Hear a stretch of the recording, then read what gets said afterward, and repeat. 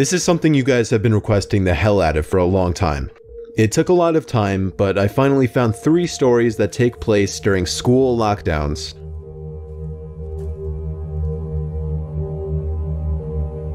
It was a typical boring day in calculus, only it was Friday, 7th period, meaning the week was almost over and spring break would finally be upon us, so everybody was getting antsy in their seats, I could tell.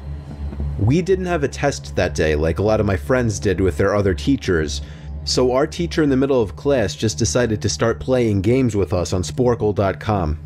He was a very laid-back teacher like that. As we were doing some brand logo quiz on Sporcle, I remember the exact moment it happened. Right after my friend answered a question, I remember the exact answer too, Adidas. The dean's voice came through the loudspeaker. He sounded panicked and frantic as he told all the teachers this was not a drill and to go into lockdown. I actually got the chills and I got goosebumps on my arms as our usually laid-back teacher too seemed panicked as he ran to turn off the lights and ushered us to the back corner of the room. We all sat in silence for about 2 minutes, and then the usual buzzing that came from a panel in the back of the room ceased, indicating that the school must have cut all the power. We all looked at each other, realizing this must be serious. A few more minutes of waiting later, we heard a man screaming at the top of his lungs coming down the hallway. 2 girls in the class actually started crying, which made all of us even more scared. As the screaming got closer to the classroom, the lunatic-sounding man started banging on the lockers while screaming, "I'll kill all of you." It was at that moment that I started to fear for my life. My teacher shushed us as we all looked at each other to see our peers' reactions. The banging then moved from the lockers to our classroom door, and that's when one of the crying girls screamed no. The banging on the door only grew worse as the man started screaming, "Open up." 2 of the girls in the class were crying out loud now. It felt like an eternity that man was pounding at the door, but eventually he finally continued down the hallway screaming like a mentally insane person until we could not hear him anymore. I'd say 10 minutes later, though it felt like half an hour given the situation, the dean came back on the loudspeaker explaining the situation, which was surprising for him to do. He explained that some apparently mentally unstable person entered the building and assaulted the woman sitting at the front desk, causing her to flee the building screaming, and staff wasn't sure if the man was armed or not. Now this was before the school had cameras or could afford proper security, so the school was wide open to something like this happening. The staff had done a sweep of all the hallways and classrooms and couldn't find him, so the dean instructed the teachers to resume teaching but to keep all the doors locked and to not let any students leave for any reasons. The most disturbing part, however, is that one of the janitors working the night shift found the man sleeping in one of the storage closets near the back end of the school, and according to rumors that were spread by my peers, sticking out of his pocket was a .44 Magnum. The janitor must have done something stupid to wake him up, for example leaving the closet door open, because by the time a police officer could arrive on the scene, the man was gone. My entire class, as far as I know, to this day, has no idea if this man was ever found, but I like to think that right now, he's being given the proper help that he needs.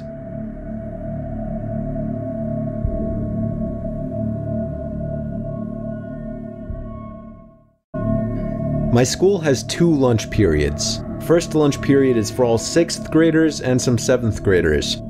The second lunch period is for the other half of the 7th graders and all 8th graders. The lockdown happened in the beginning of October. The day the lockdown occurred, it was overcast and rainy.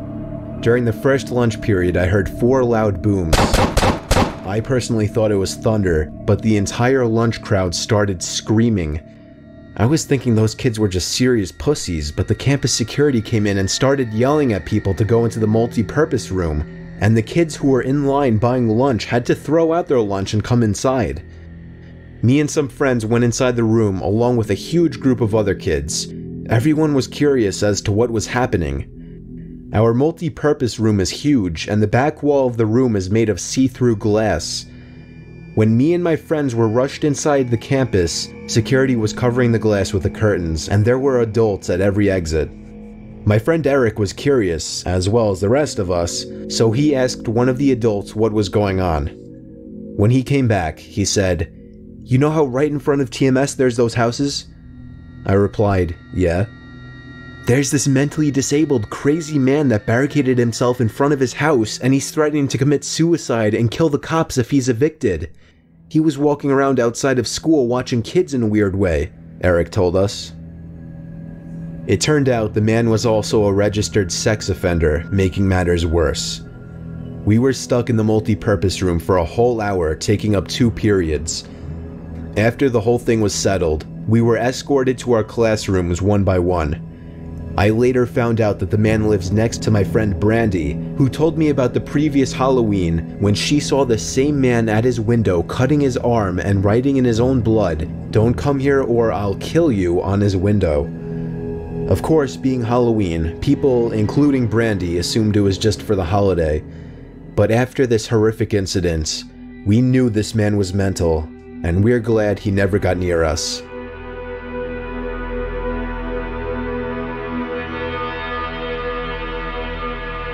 I'm 22 years old, fresh out of college, and I recently got a job at my old high school as a sort of computer intern in the school basement. The basement of the school is very messy and disorganized, but there is a small 3-person office that's actually very nice down there. It has 3 nice big desks, 2 mini fridges, a flat screen TV mounted on the wall, and oh so satisfying air conditioning, a luxury the students and teachers cannot enjoy in the school. And of course all the school servers and other computery stuff. I got the job because 3 of my old computer teachers flat out adored me. I could actually consider them as real friends, not just teacher figures, so they all helped tremendously in landing me this job. It's been great, until something that happened a few weeks ago. My 2 co-workers that shared the office with me, Dave and Gary, weren't in the office at the time. They were upstairs working on papers or whatever. I was eating my sandwich during my lunch break when I got a phone call from one of the women in the front office telling me the school was on lockdown and that somebody, possibly armed, had entered the school. There wasn't much that I could do other than turn off the lights because, surprisingly, as nice as this little office was, it didn't have an actual door to it, just a big opening, and the door to the whole basement didn't even have a working lock. For my own safety, I did turn off all the lights in the office and my computer screen. I kept my phone on the desk, texting both Gary and Dave, but they wouldn't respond. I sat down there in the dark playing games on my phone for like 20 minutes, waiting for the call from up front to tell me to resume working. I had no idea what was happening. I couldn't hear what was going on upstairs from down here. But I was not allowed to make any calls until I was informed that the lockdown was over. Then, the noisy basement door opened. As the creaking echoed across the basement and into my office, I sat up from my seat, wondering if I should call out Gary or Dave. I was eager to get some info from them. Someone then came running down the stairs and their footsteps were approaching my office. I pushed away my chair and crawled under my desk. Somebody entered the office but did not turn on the lights. There was just silence. I can't even describe the fear I was experiencing. I felt like if I made one sudden noise, I'd be a dead man. Suddenly, my phone dinged as I got a text message. I felt my entire world shrivel up and die at that one moment, as I clenched my teeth in fear. Footsteps suddenly moved closer to me until I finally dove out from under the desk in capitulation, begging whoever it was not to kill me. And just then, someone grabbed my arm and pulled me up. It was some guy in a red plaid button-up, jeans, and a reddish-black cap. He told me, "It's okay, I'm just down here hiding with you." "What's going on up there?" I whispered to him. He kind of ignored my question and asked me if there's an exit down here. I told him, "Yeah, around that way." Before he could do anything else, I asked him, "Who are you?" There was a brief moment of silence. Before he started explaining he was coming in to pick up his son, when a teacher told him to hide. After his explanation, I checked my phone and saw the text I received was from Dave. It said, "Dude, this is crazy. Some guy with a gun shot Mr. Buckley. He's wearing a red shirt and hat. Whatever you do, don't come upstairs." I was about to reread that text out loud to the man until I realized. I looked up and felt my stomach sink. The man seemed to catch on to my suspicious stare. Panicking, all I could think to do was to run for the upstairs. A gunshot echoed through the basement and I could hear the bullet ricochet off something metal in the darkness. But thank God the bullet missed me and I made it upstairs. Fortunately, police were waiting at all exits, including the basement exit, and caught the man the second he opened the door. More good news, our teacher Mr. Buckley survived the gunshot. It was later determined that the man and Mr. Buckley had some beef for whatever reason, but that was never revealed.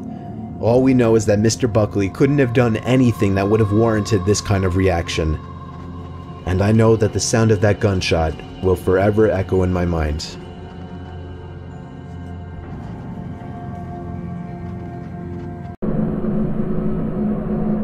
I was 16 in my junior year of high school. I had 9 periods in a school day. 5th period was lunch, and straight from there was my astronomy class. My astronomy class was actually held in one of the 2 basement classrooms of the school. My high school was big, there were 3 floors, and even that wasn't enough to accommodate all the classes offered, so the school built 2 classrooms in the basement. It was honestly kind of creepy down there when nobody else was around. It used to be a janitorial area, however it was remodeled to better resemble a typical hallway. The only thing, there were no intercoms or loudspeakers down in the basement at that time. For that reason, no classes were held down there first period for the morning announcements. Everyone referred to this little section of the basement as the chamber, and everyone always tried to get classes down there just because it was air conditioned and the classes were typically easier. Plus it had its own bathroom down there. We had a quiz in astronomy that day. Usually I was one of the first done just because I found the class easy. After I finished my quiz, I texted my friend who was in the other basement classroom to meet me in the bathroom because I was bored. He told me okay. I walked out of the classroom and down the small hallway to the bathroom. A few seconds later, the door opened and my friend JJ entered the bathroom. We were joking around for a while until JJ checked his phone and said someone texted him saying the school was going on lockdown. We both looked at each other with the same grins. Neither of our teachers saw us leave the classrooms.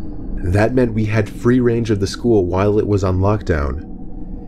We agreed to sneak upstairs and look around the hallways just for the hell of it. The worst that would happen is that we'd explain how we couldn't hear the announcements in the basement classrooms. Upon opening the basement door to the main floor, we were surprised to find all the lights had been turned off, so the hallways were pretty much pitch black aside from the light pouring in from the doors in the lobby. This was legit because usually the lights were left on in the hallways during lockdowns. Something was going down, and we didn't know if we were even comfortable walking around now. JJ stepped out a little further into the hallway, and I followed suit.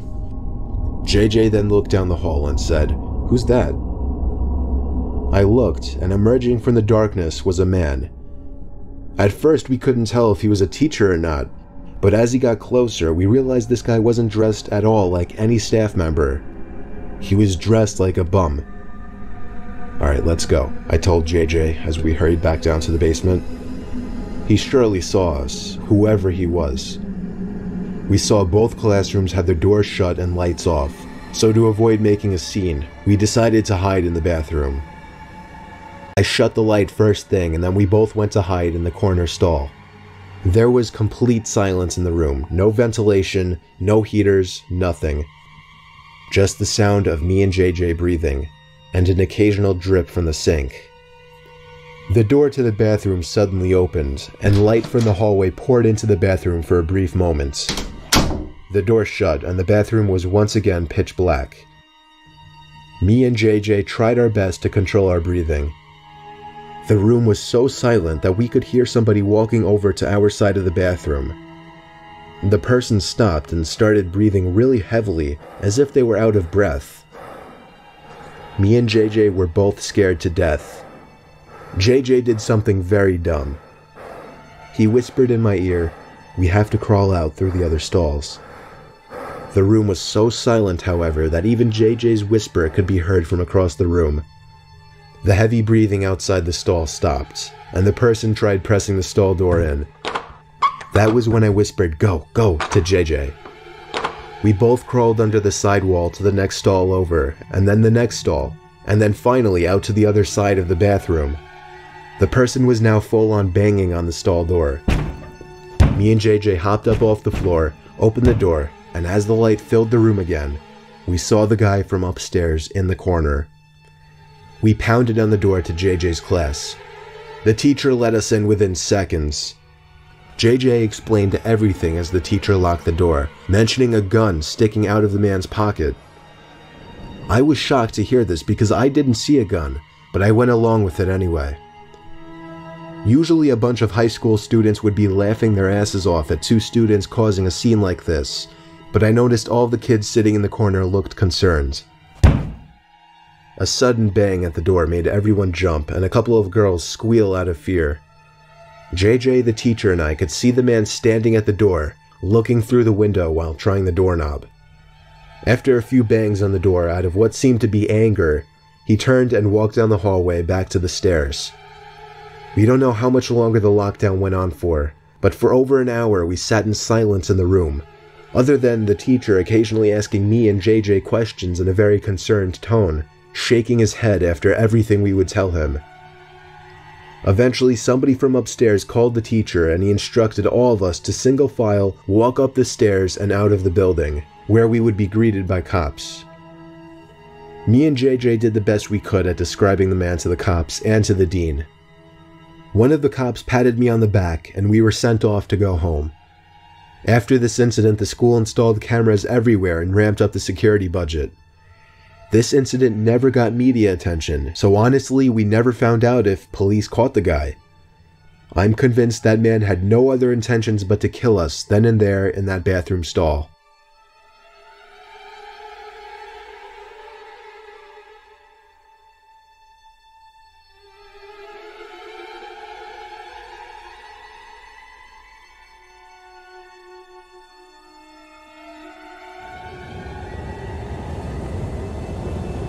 I'm a retired New Jersey police officer. Throughout my 20 years in the force, the most disturbing call I ever received was for a school lockdown happening at a nearby middle school, of which I'll leave out the name for legal reasons. It happened on a stormy, dark day. My car number was called on the radio to respond to a lockdown, where a suspicious-looking man was seen stepping out from a white van parked behind a school, and walking into the back door by the boys' locker room. I pulled up to the back parking lot of the school, right next to the white van. Nobody was inside and all the doors and trunk were locked. I opened the red back door that entered into the gym hallway, right by the locker rooms. The main lights had been turned off, so the whole inside of the school was dark. I unholstered the flashlight from my belt and used it to navigate the halls.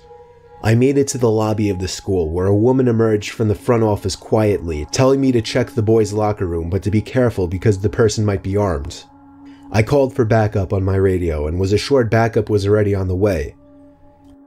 I made it back to the hallway I entered from, where I found the boys' locker room right next to the exit. I pushed it open very quietly. There were no windows in the rooms, therefore there was no light whatsoever in that locker room. Only the light provided by the flashlight. There was a white noise in the room, some kind of vent on the ceiling blowing air, but even over that, I was hearing faint scratching type noises or little dings on the locker doors from the other side. I was supposed to make my presence as a police officer known, but honestly, I was just too scared. The tension in the room was insane. I held my flashlight in one hand and my gun in the other as I snuck to the other side of the locker room. It seemed like wherever I was in the room, the dings and thuds would be coming from the other side. I was standing in the corner of the locker room, right by the door to the bathroom, when the sound of someone slamming a locker door from another room made me jump out of my skin. I went in the direction where I heard the slam, to find out that it was from the boys' football team locker room. There was no door separating the main locker room from the football locker room.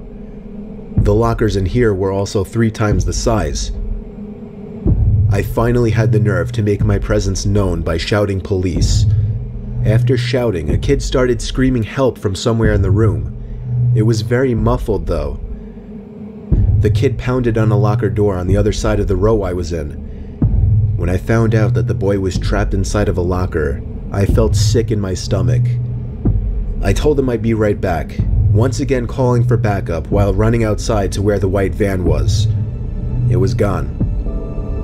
My biggest mistake was not getting the plate number first thing. I told dispatch to be on lookout for a suspicious white van.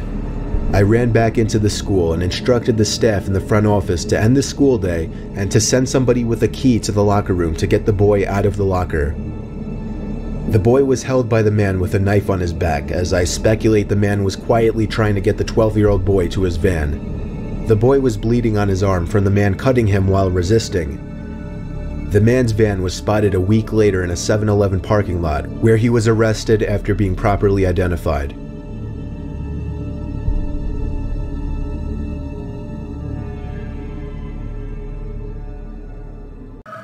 I was 14, 8th grade, last year of middle school.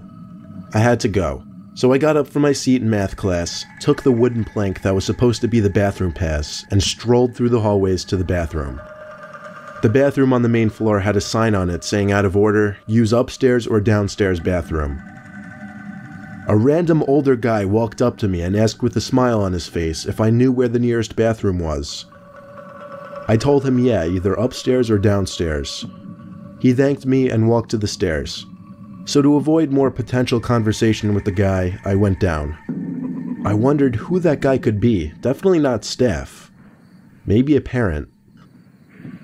I went down to the lower level, which was literally only for bathrooms and extra locker rooms for the sport teams. I opened the door to the bathroom. The light was off, as usual for this bathroom since it was the least used one. I went to the stall and shut the door. I covered the toilet seat with paper and sat down. Suddenly, there was a white light flashing in the bathroom, and I heard the sound of the fire alarm outside of the bathroom. It was a fire drill. My heart dropped because I didn't know what to do. It was the first fire drill of the year. Would I get away with just using the bathroom while everyone else was outside? At this point, I figured I'd just do it.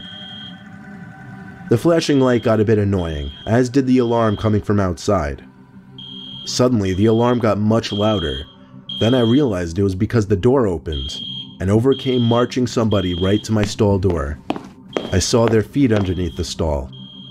I thought for sure it was a teacher coming to check the room for any students. They didn't say anything though. I didn't know if I should say something or not. I looked at their shoes. They were just facing the door. But I noticed they weren't just standing there. I saw through that dreaded 1-inch crack of the stall door that everybody hates, someone's face pressed up against it. Most apparently, a man's eye, open as wide as possible. Then there was a chuckle from the other side. I was breathing heavily now, heart racing too. I didn't know if I should scream or not. Then, the person got on his knees and stuck his head underneath the stall to look at me. It was that man from the hallway. When he saw it was me, he literally crawled under the door and into the stall and grabbed a hold of me, covering my mouth first thing. I remember he said things like, "Don't struggle and just relax." I didn't know what he was going to do to me. It was an unreal feeling, like my life was flashing before my eyes at such a young age, an age that you think you're invincible. Then, the fire alarm got louder again as the door opened. It was the principal's voice. "Is anybody in here?" I screamed, and though muffled through the man's hand, the principal heard it and came rushing over to the stall trying to open it. He screamed to open the door. The man let go of me, opened the door in the principal's face, and ran for it. The principal was a very old man, so he didn't chase after him. The school also didn't have cameras at this point, so as far as I know, the guy got away. The principal actually hugged me and was very emotional, telling me to come with him so we could call my parents. All my friends saw me almost in tears walking with my parents to their car. It was humiliating, but I was also just happy. The principal saw the man pull the fire alarm and run downstairs, so he slowly but surely made his way down there and checked the bathroom first thing. He unfortunately passed away 5 years ago. I still have great appreciation for that principal. He was my hero in a certain way.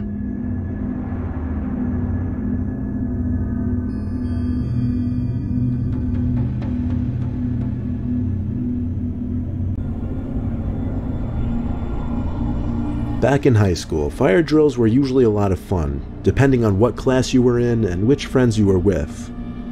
One particular dark, cloudy day during third period, my friends and I who were in the same class heard from the grapevine that there was going to be a fire drill this period. It was a Friday close to the end of the year, and there was really no work for any of us in our later classes. So we figured during the fire drill we'd sneak down to the sump behind the school by the woods and smoke. We waited anxiously for that ear-piercing ringing to go off, and when it did, it was music to our ears. We looked at each other and laughed, and we were the first ones out of the class and down the hall. While everyone else on this side of the school was headed to the front entrance, we were on our way to the back entrance by the woods. We walked out in the middle of the crowd to the back section of the school by the basketball and tennis courts. We were pretty strategic about our escape. We made sure there were no teachers in sight and crossed through a narrow opening between the tennis courts and a line of bushes. That led straight to the sump. A couple of kids watched us and probably thought we were a bunch of weirdos, but it didn't matter. We made it to the sump, which was literally a giant hole in the ground surrounded by bushes and trees, right at the edge of the woods. It had a nickname, but I don't remember it. All I know is it was the place that everyone came to drink, smoke, and do other drugs at night. Kids even had bonfires there before. It was a really dark day. The clouds were a darkish gray, giving the morning an almost early night kind of feeling.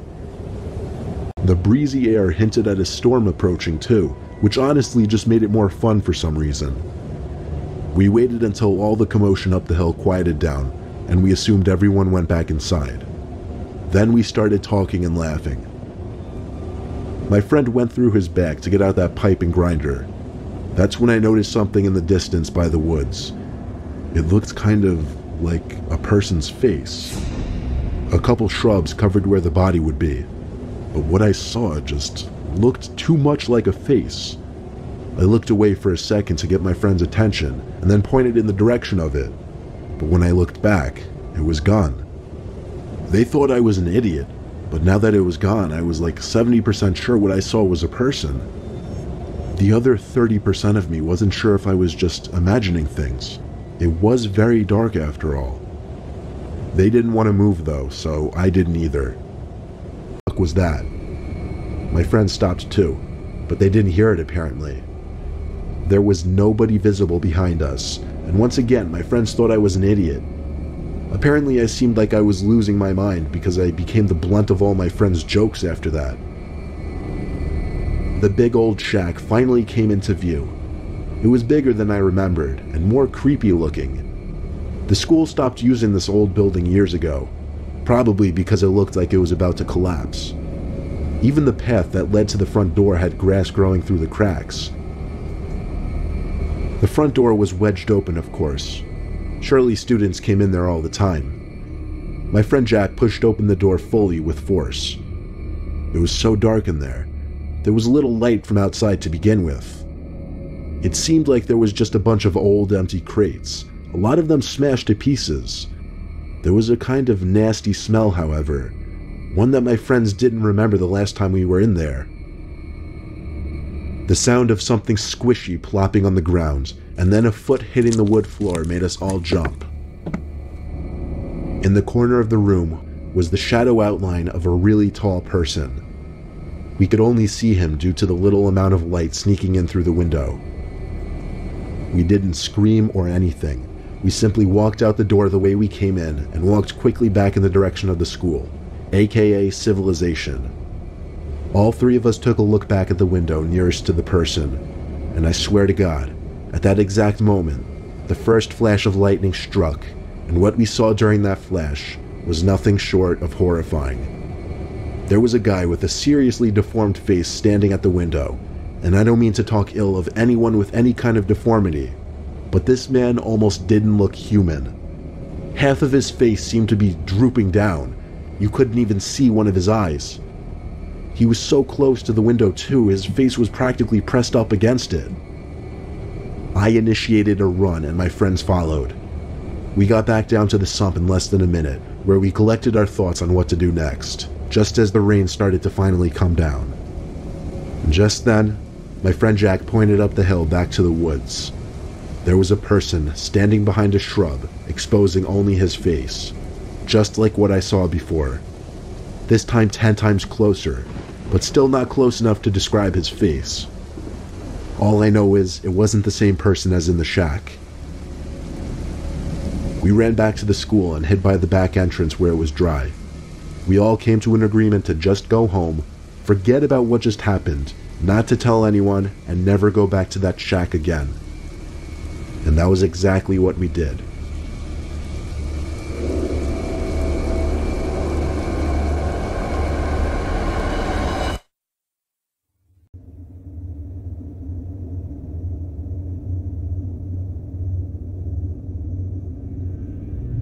Our school had this door that led down to a half stairway to some weird dark hallway.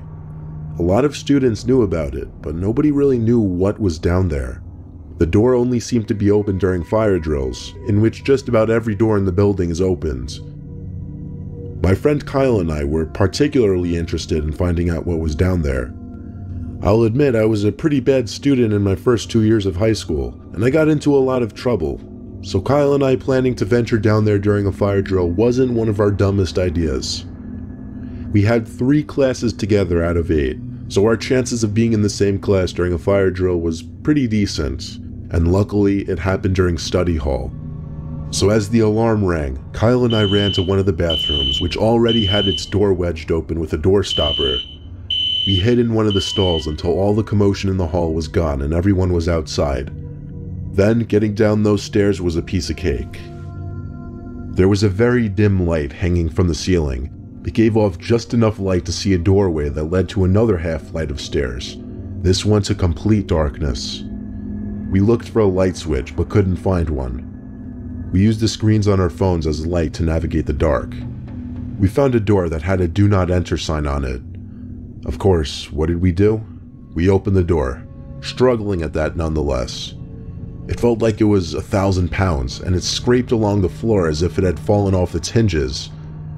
When we managed to get it open, we found just a small, square room, maybe 100 square feet. The room wasn't silent though.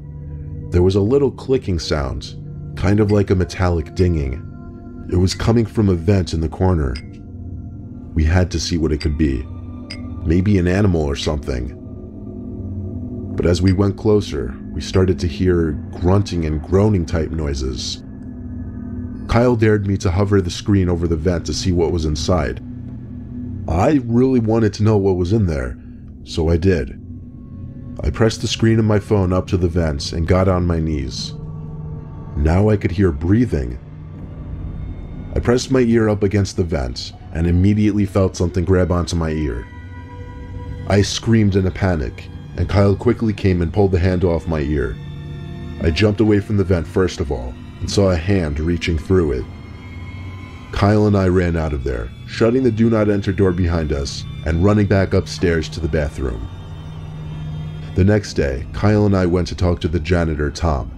He was one of the janitors who didn't really give a crap about his job. He didn't even seem angry about us going down there, he just asked what we were doing. We explained what happened and asked if there was somebody working in the vents.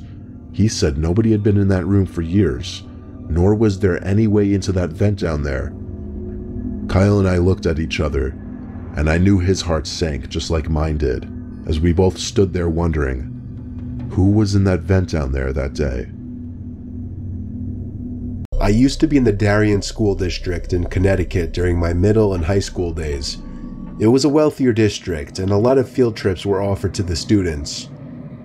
I was a member of the chorus, and every year we'd take at least 1 or 2 optional field trips as a class. The year in question, in which I was a sophomore, we took a trip to Woodloch Pines Resort in Pennsylvania. The bus ride there took a few hours. I was with my friend Landon. We were going to be sharing a room. From the moment we got there, we figured it was going to be pretty dead. It was November after all, so it was cold up there. We had 3 days planned for the trip, and there were 4 chaperones. They weren't really following us at all times, we just had to tell them what activities we'd be going to do. The first day was fun. Landon and I, along with 2 girls who we were friends with, did some go-karting, rock climbing, went in the pool, and then we went to eat dinner. After dinner, we went back to our room and just hung out for a while. For the record, not all of us students were able to get rooms next to each other. The room was ground level, and there was a clear sliding door that provided a view of the lake down the hill. We went back out for a while, then came back to the room at about 10 o'clock. We left the blinds to the door open because the moon was giving off a cool reflection on the lake down below. Little did we know that would be the start of a nightmare. If I had to guess, I would say it was a whole hour of us just rolling around in both of our beds trying to get comfortable, occasionally talking, before Landon, whose bed was closer to the door, screamed. I had no idea what was going on, why he could have been screaming or if it was a joke, until I looked at the door. It was a sight from a horror movie. There was a really tall, skinny older woman with long grayish hair standing on the other side of the door, with her hands cupped up against the glass next to her face, as if she were trying to better see into the room. The woman then walked away. Landon looked at me, I guess waiting for me to get up so he would have the confidence to get up as well and run outside after her. When we did, we didn't see her anywhere though. The cement trail that ran past each and every room of the building was void of any people. There was nobody on the surrounding grass, nor anyone walking down the hill. We both saw the woman though, so we knew we weren't seeing things. The next day we didn't tell any of the chaperones, but we told the 2 girls who we were friends with. Night came once again after a long day of many activities. We entered the room through the back door and made sure to shut the blinds this time. Landon fell asleep before me. I fell asleep around half an hour after him. I woke up to silence. I couldn't tell if something had woken me up or not. All I knew is that I didn't feel right. I sat up and whispered Landon's name to see if he was awake. He didn't answer, so I turned to the left out of pure instinct and curiosity to look at him. But I couldn't see him. Something was blocking my view of the other bed. I looked up, and towering over my bed was the tall old woman. She took 2 steps back as she said, "Your back door was unlocked," before turning around and walking outside. I was frozen in that bed, except for my shaking. I woke Landon and told him what happened. We locked the back door, shut the blinds once again, and agreed to stay up the rest of the night. It was already 4 in the morning, so we wouldn't be losing much sleep. By 8 o'clock, we went to the dining hall to eat breakfast. When we got back to our room building ready to tell our chaperones, we could see the old woman through the glass of the neighboring room. She was sitting on the bed, hands folded, sitting up straight, facing the door, facing us. We ran to the front desk in the lobby building to report her to the staff instead of the chaperones. It was weird, none of them really knew what to do in the situation. Eventually we persuaded them to come to the woman's room with us. There they found the woman sitting in the same position, along with an older man sitting on the other bed, looking up at them as they entered. Apparently the woman had some kind of mental disorders, but the man wasn't all there either. There was something very off-putting about him, and they just weren't the kinds of people that you'd expect to see at a family-friendly resort. The staff wouldn't kick the 2 out like we hoped though, so we told our chaperones. Long story short, after a lot of arguing between chaperones and staff, we had to end the trip early and we all went home. Me and Landon were just happy to get out of there.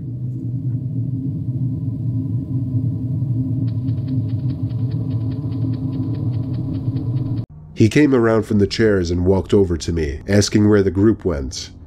I said, "I don't know." He grabbed my hand and told me to follow him. I must have thought he was taking me back to the group. He led me to an exit door which led to the back section of the building by a couple of dumpsters, a few benches, and the woods. When we got outside, his tugging became a lot more aggressive and his grip became tighter around my arm. He was pulling me into the woods. I didn't scream or cry for help, but I remember the feeling I felt in my stomach, like I was so afraid that I could throw up. The man let go of me and ran into the woods. While the teacher was leading the group towards the village church, Ben and I decided to sneak off on our own to look for anything interesting. When we walked off in the direction of the tallest building, we saw a hole in the ground. It was dug by the back door of the building, which had been sealed off. In the hole was a ladder which led down to the concrete floor below. We both looked at each other and knew we had to do it. Ben climbed down first, then me. Luckily, this was just around the time Apple started putting flashlights on their phones, so we had a source of light. It was creepy down there. There were a couple of beer bottles, one graffiti tag on the wall, and dusty wooden planks everywhere.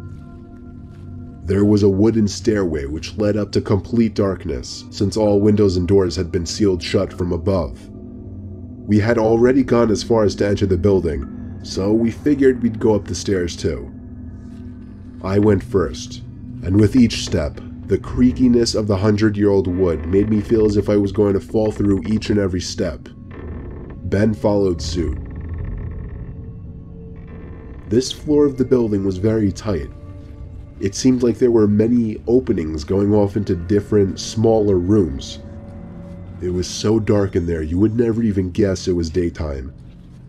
Ben and I were honestly starting to get creeped out in there and agreed to go back outside. But just then, there was a noise in one of the tiny rooms, like a big rock hitting the concrete floor. A normal instinct would be to run, but Ben and I froze, locked eyes for a moment, then both tiptoed over to the opening of the room. We shined the lights into the room and ran. We ran back down the stairs and then up the rusty ladder back outside. Ran into the woods. My head drooped. I awoke with a jerk. It was pitch black. Drowsy and confused, I forgot for a minute where I was or what I had been doing. As it came back to me, the realization that it was now nighttime and that I had been abandoned here filled me with sinking dread in the pit of my stomach. I tried to get up, but a sudden cramp in my calf kept me grounded. I squirmed about, waiting for it to pass, when I heard a door slamming shut downstairs, and instantly froze. One of my cousins? There was a brief period of silence, then footsteps at the bottom of the stairs. But not just footsteps, a thud too. After every other step. These weren't the footfalls of a child. They were slow, heavy, deliberate. I held my breath, praying they would go away. They did not. The noises continued to ascend.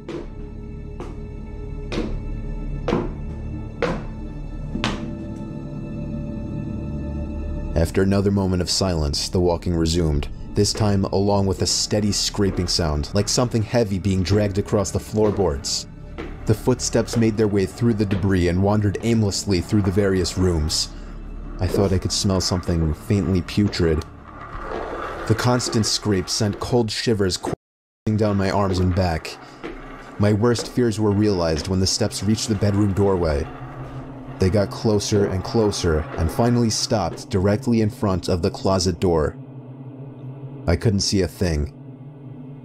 After an agonizing pause, they continued on over to the other side of the room and out the doorway again. They faded away down the hallway. I waited for what seemed like an eternity. There were no more sounds now, and I was trying to build up enough courage to open the door and flee. 3 things happened simultaneously just then. I was bombarded with a smell I can only describe as fresh roadkill. I heard raspy breathing behind me in the dark closet, and I felt hot breath against the nape of my neck. That was enough for me to hurtle myself out from the confines of that nightmare space, relying on memory and scant moonlight to navigate through the darkened house. All the while, I heard footsteps chasing behind me, closing in with terrifying speed. It was a clumsy, torturous escape full of trips and bumps and blind stumbling. I never looked back, at least not until I had burst out the front door and into the country night. And when I did turn around, I saw absolutely nothing. There were no more footsteps and nobody was chasing me. That didn't stop me from running though, all the way back to his house.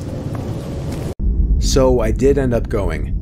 I crossed through the forest with a flashlight and eventually passed the fence that led to the park and saw lit up carnival rides everywhere. A Ferris wheel, a mini roller coaster, some of those big spinning rides, and of course concession stands and carnival game booths. It was late enough where it wasn't very crowded. There was also a big circus tent with the red and white stripes where I saw some people entering.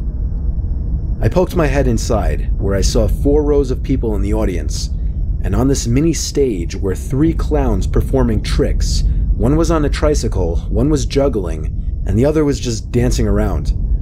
Then the dancing one noticed me poking my head inside the tent, and he skipped over closer to me and started waving his index finger, signaling for me to come closer, or to come onto the stage. I didn't really know. All I knew is I didn't want to do either, and so I walked away. I ran into a friend at one of the carnival games, and I hung out with him for about half an hour. Pretty soon the carnival was closing down and everybody was starting to leave. I said goodbye to my friends and made my way towards the woods again. I was near the fence when I heard, "Psst." It came from behind me. It was one of the clowns. The clown that was waving me over earlier. He asked me if I wanted to check out the backstage area of the circus tent and some of the cool things the guests cannot see. I said no very quickly and walked into the forest, looking back every few seconds to make sure I wasn't being followed. And I wasn't. The clown just stood there watching me, with the painted-on smile on his face making the situation even more disturbing. When I was out of view, I began to run for a bit before I was confident he wouldn't be able to find me. I was not going to tell my mom what happened because I loved being allowed out whenever I wanted, and I feared that this might ruin that. It's a half-mile walk through the woods. I was probably 3/4 of the way there when I heard it again. Psst. This time, I immediately felt sick when I heard it. I turned and saw the same clown walking out from the darkness of the woods into the light of my flashlight. When he was close enough, I threw the flashlight at him and ran for it in the direction of my house. I heard him close behind me until the road was visible. Then I heard him turn around. So he did. We walked to the fair, which happened to be in a big empty parking lot. We walked around for a little while and played some of the carnival games. Then we ran into a clown. He didn't speak, he just smiled, bopped around, and made silly hand motions. He resembled more of a mime than a clown. And he seemed to inch his way closer to us every few seconds. Me and B laughed, B patted him on the shoulder, and we walked away. That was weird, I told B. That was more creepy than weird, said B. We were walking back to my house now on the sidewalks of the quiet Tuesday night neighborhood roads. And that's when we heard something from behind us. It was a pair of footsteps. We turned, but didn't see anyone. This continued for another few minutes. B said he was freaked out and was gonna go home, but I convinced him to stay with me and hang out at my place, honestly because I was scared now.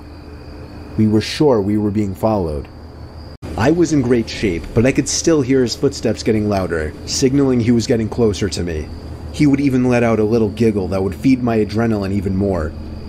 My lungs started to burn. I began to crest the hill. At this moment, I could hear him almost right behind me, just about touching me. And then out of nowhere, a truck crests the hill with his headlights shining on me. I waved my arms in sheer panic. He stopped. I quickly looked behind me to see nothing. No clown. I told the man in the truck what happened. I thanked him and joyously hopped into the truck. I was exhausted, and I remember completely disregarding things the guy was asking me because I was so close to just passing out. And that's what happened. The memories of being in that truck turned to a fog as I'm sure I passed out.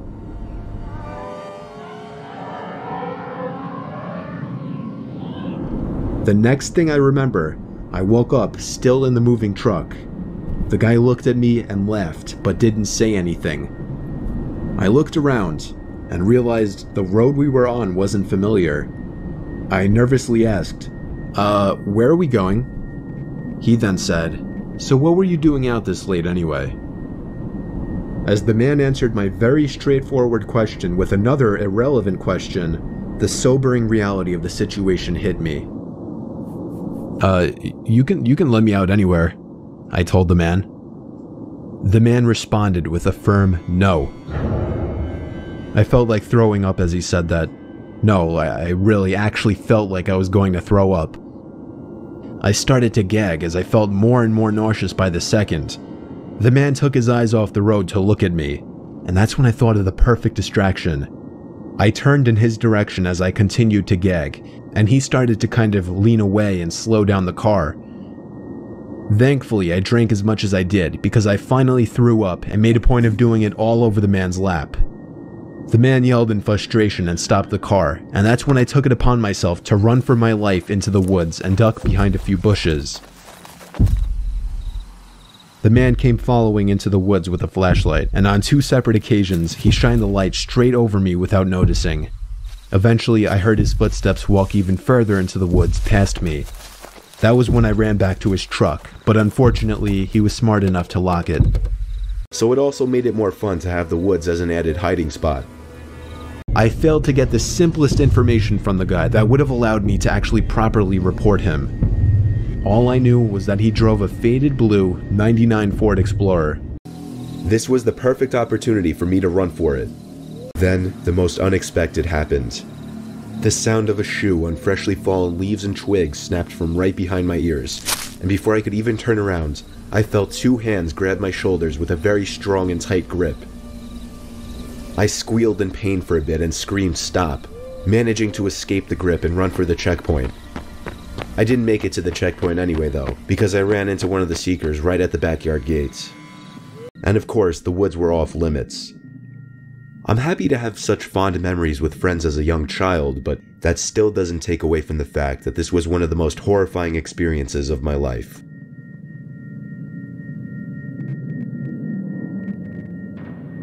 My adrenaline was rushing now. I wanted to get closer immediately. I shut off the lights and TV, took my airsoft gun as a mock weapon, and hopped the backyard fence over to the abandoned house's backyard. I knew the back door was left unlocked since I had been in there before with friends. I simply opened the back sliding door quietly and crept inside just a bit to listen for any more sounds.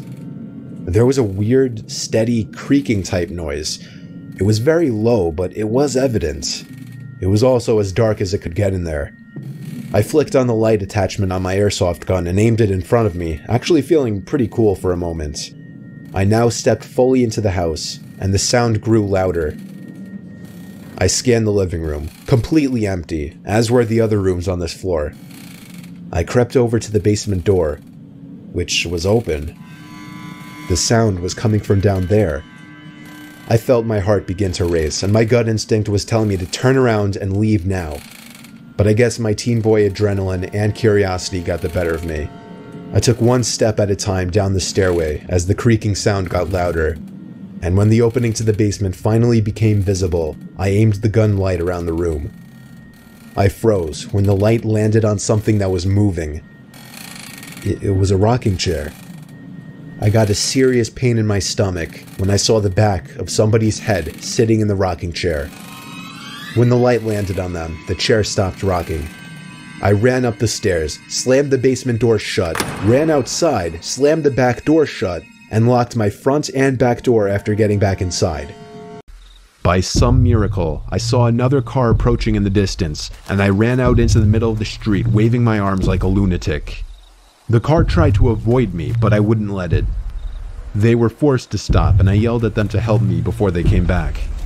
The driver agreed to give me a lift. Not to the police station or anything, but to my house. I made it back safely where I couldn't thank the driver enough.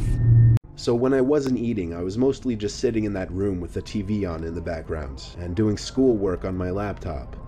Ironically, the thing I was doing the least was keeping an eye on the monitors. Night came, I started wondering where in the house I should sleep, since surprisingly we hadn't discussed that.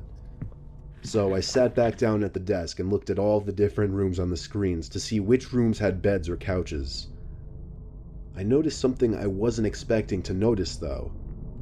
The back screen door was open downstairs. I didn't remember it being open. I looked through each and every camera screen in a panic. In the living room, a closet door was open. This one I knew wasn't open earlier. I texted my dad to call the man and ask him if he came back home. Meanwhile, I continued watching the screen. On the grainy, dark image, a tall person who resembled only a black shadow on the screen stepped out from the closet. I pulled my arms off the desk as I covered my mouth with my hands in shock.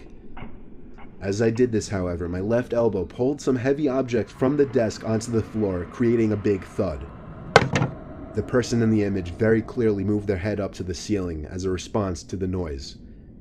They went for the stairs, walking up very, very slowly, step by step. Meanwhile, I got a text back from my dad saying, "No, he's not. I just spoke to him half an hour ago. Why?" I got so caught up in my phone texting my dad to send help that I didn't even pay attention to the monitor.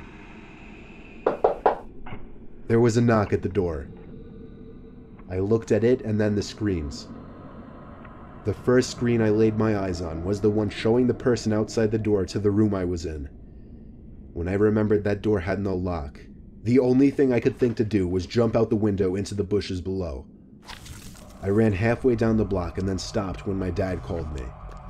I had him call his friend and ask him if he was expecting somebody in the house.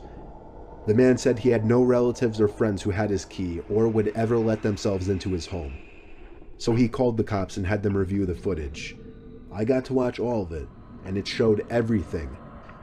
From the moment the intruder broke the glass to the backyard door, to the moment I jumped out the window and him running away shortly after. The intruder was never found. The footage was just too dark to identify his face.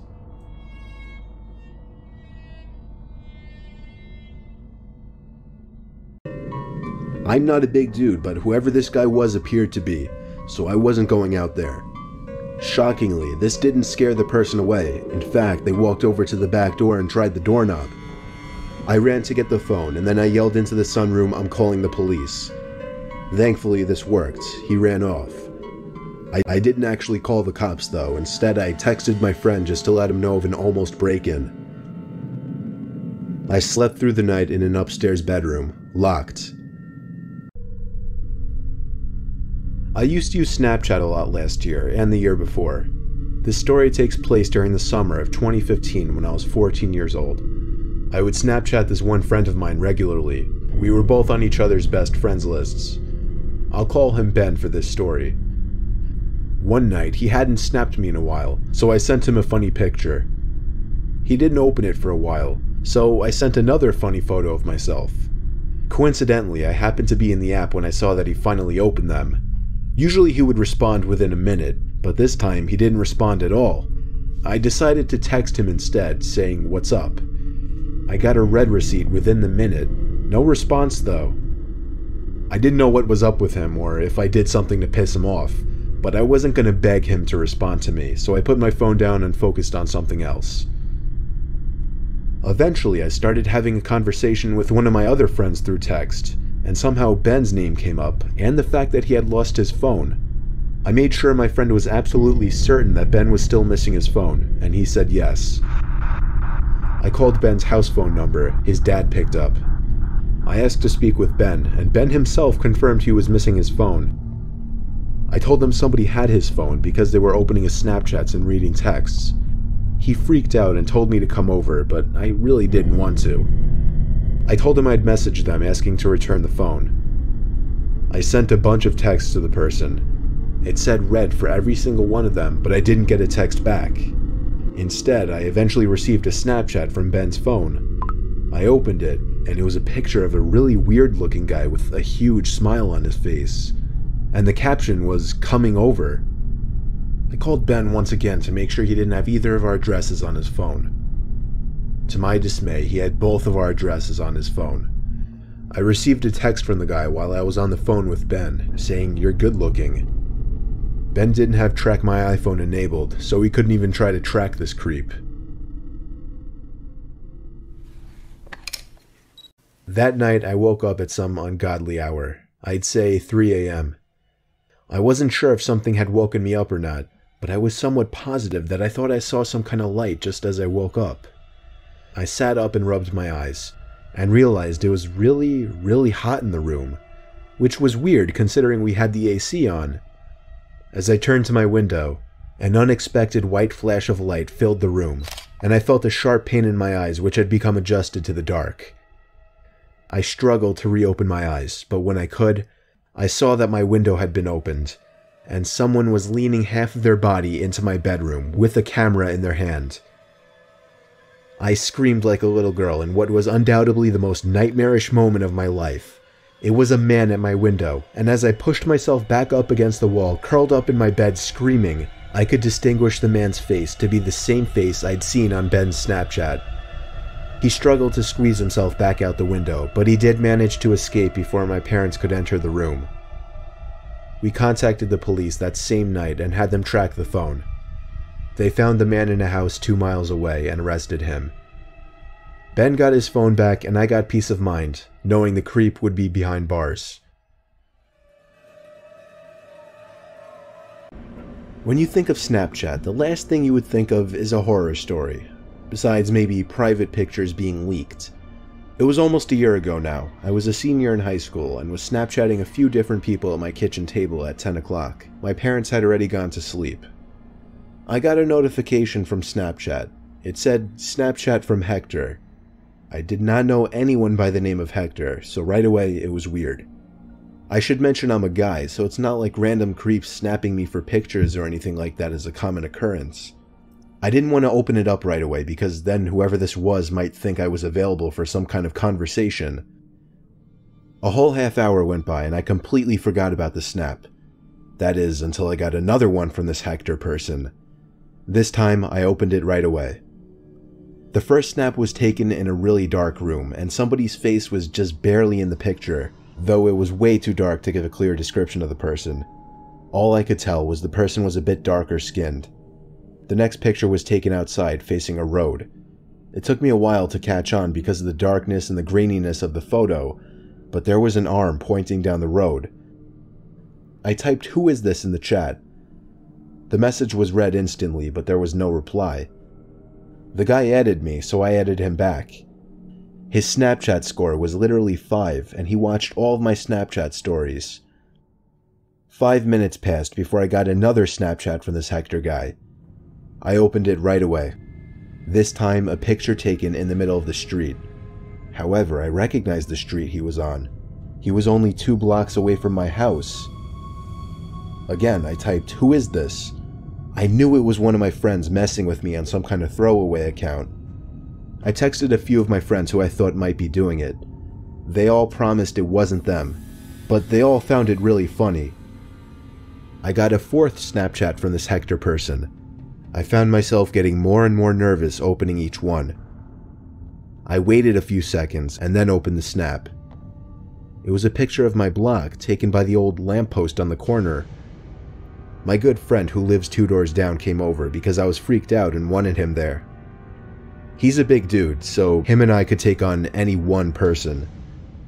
We sat on my couch with the TV on in the background, staring at my phone, waiting for another snap from this guy. Sure enough, the notification popped up with Hector's name on it, and my friend got excited with laughter. I was too nervous to find humor in it. He told me to take a screenshot this time. The first thing I did was check my phone. There were 3 notifications throughout the night, each saying Hector sent me a Snapchat. It took me a while to finally press the button to see the pictures. All 3 of the pictures were of different windows to my house, the 3rd one of my bedroom. I blocked the user and even went as far as to email Snapchat support to report the guy, to which I got some copy-pasted response like, "Thank you for your email, we take these matters very seriously," and so on. They proved to be of little help, even when I followed up on the matter a week later.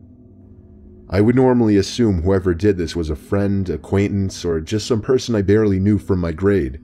But judging by the little bit of skin I saw in the photos and the username, this person was Hispanic, and there weren't any Hispanic kids in my school. It still freaks me out to this day, wondering who the hell this Hector person actually was, how he knew me, my Snapchat username, and my address.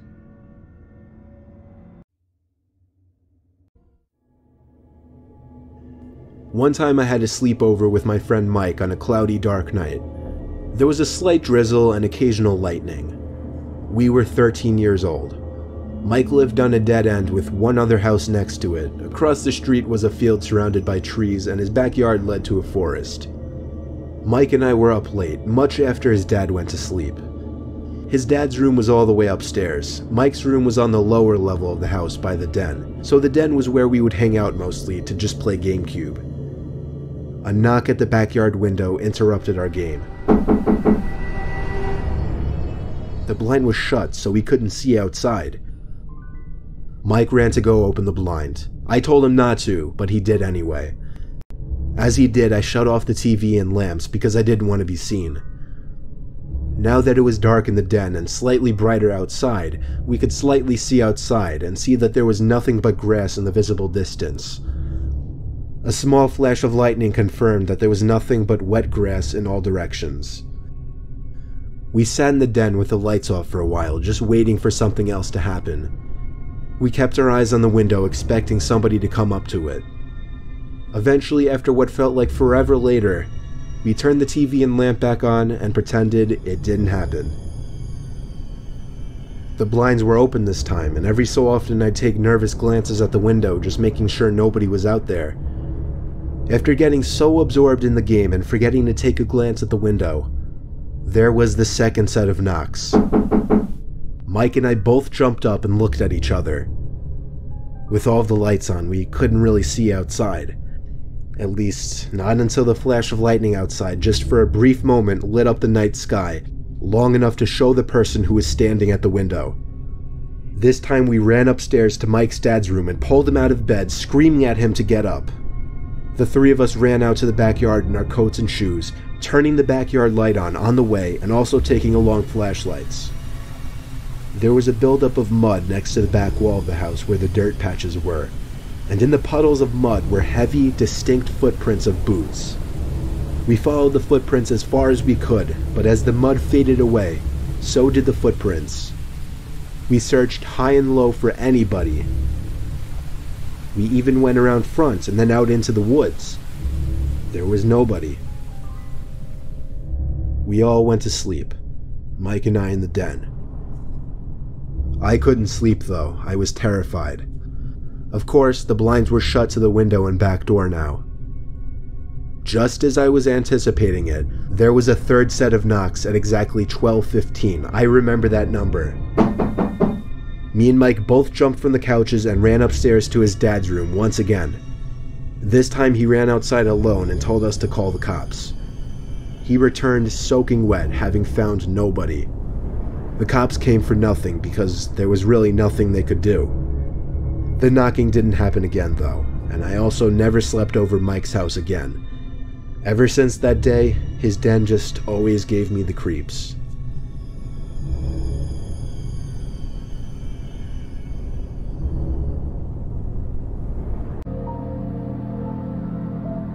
I just recently got into the whole Snapchat thing. My friends urged me to get it since everyone else my age has one. I got into the groove of it pretty quickly, and within a week my score was already 1,000. One day while shopping, I took a picture of a pair of shoes that I knew one of my friends really liked and sent it to her on Snapchat. She opened it after a few minutes, but didn't reply back. I sent her a chat asking, "What do you think?" She opened this one much quicker, but didn't reply. I put on a sad face and took a selfie, captioned the picture, "What's up, why aren't you answering?" and sent it. She opened it immediately, this time replying in the chat, "Where are you?" I responded saying, "Home." Her Bitmoji was appearing in the chat, indicating she had the chat box opened. She replied saying, "Where is home?" I said, "What do you mean?" Then she said, "What is your address?" It was at that moment I knew something was up. I closed the chat box and drove over to my friend's house. Apparently she had lost her phone the previous day. She explained everything to me. I left after talking for a few minutes to go home. I pulled up to my house, and becoming a bit paranoid now, just looked around to make sure I wasn't followed or anything. Both of my parents were out of town, and my brother was out of state, so I was home alone for the night. That night when I was laying in bed checking my Insta and Snap before going to sleep, I remembered I could just check where my friend's Bitmoji was on the map to track the thief. So I opened up the Snap map. Her Bitmoji was right on top of mine, on top of my house. I dove to turn off my lamp and shut the blind. The fear made me paranoid. I started to question whether I locked the front door or even the back door. But that didn't matter, because when I heard sounds coming from downstairs, below my room, I knew someone was in the house. I tiptoed to my bedroom door to lock it, then called the police. The operator asked me to stay on the line with them until the police arrived. When they arrived, it turned out nobody was in the house. It was just my paranoia playing tricks on me. We found my friend's phone in the backyard, hidden under a bush, screen still on with a battery in the 60% range, meaning he couldn't have been gone for too long. The next day, I returned the phone to my friend, and my parents came home, so I didn't feel scared anymore. I will, however, keep my location private on Snapchat from now on, and I recommend you do the same.